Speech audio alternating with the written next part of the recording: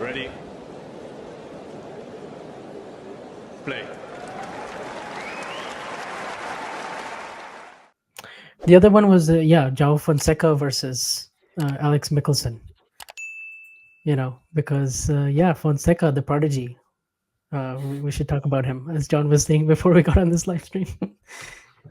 Yeah, thankfully no ghosty in the chat yet, so he can't scream at us yet. But indeed, any moment, I mean, there was a brief scare there, right? I mean, Fonseca comes out, he loses the first 4 games, but I guess after that, he was just like straight up dominating, even the end of the first set. Like, Michelsen somehow gets over the line, and after that, it's just, yeah, such a dominant performance.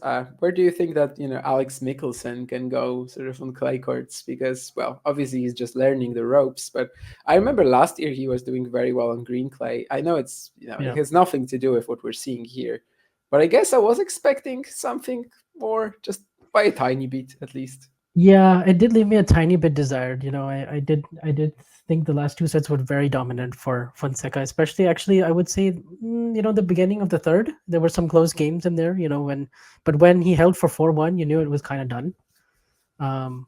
But yeah, I mean Michelsen still has a pretty big game, like with the serve and the ground strokes, and obviously he can be a little bit crafty, and he's a little bit Brooksby-ish sometimes in the way that he deceptively will go for a backhand slice or drop shot, and so he has some good combinations there. But right now I'm not expecting much from him this clay season, especially in Rome and Roland Garros.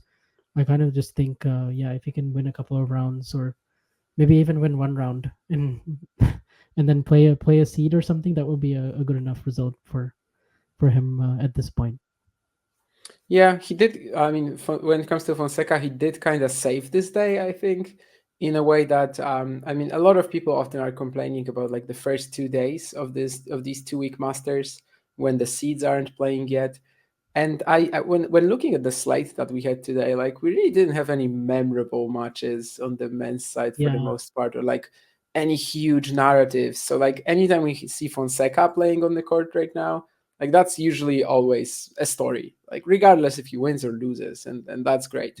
Obviously, well, he's doing a lot of winning this year, but even if he lost to Michelsen, it would have been something we talk about. It would have been something that people start discussing, and obviously if he lost this match, there would have been a lot of overreaction on Twitter as well.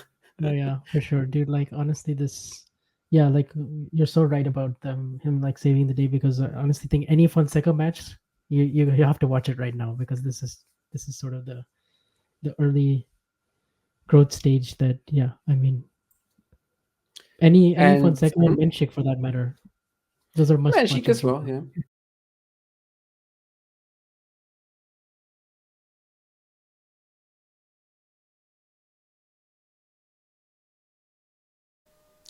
If you enjoyed this video, make sure you hit that like button. Don't forget to subscribe and click that notification bell so you don't miss out on all things tennis.